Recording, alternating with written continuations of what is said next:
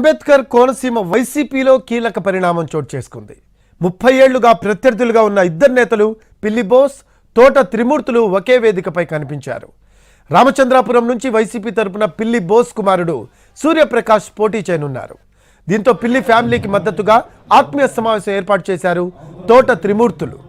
ప్రస్తుతం రామచంద్రాపురం ఎమ్మెల్యేగా ఉన్న వేణుకు వ్యతిరేకంగా పిల్లి బోస్, తోట త్రిమూర్తులు ఒక్కటయ్యారు. వేణును రామచంద్రాపురం నుంచి రాజమండ్రి రూరల్కు పంపించింది పార్టీ.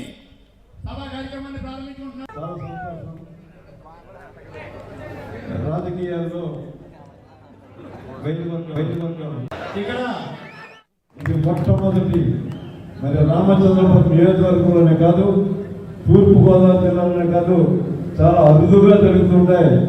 ఆంధ్రప్రదేశ్ రాష్ట్రంలో 2 వైద్య వర్గాల వరకు కూర్చొని మరి సమావేశం ఏర్పాటు చేసుకోవడం, ఒక సభ వాళ్ళు జరుపుకుని తర్వాత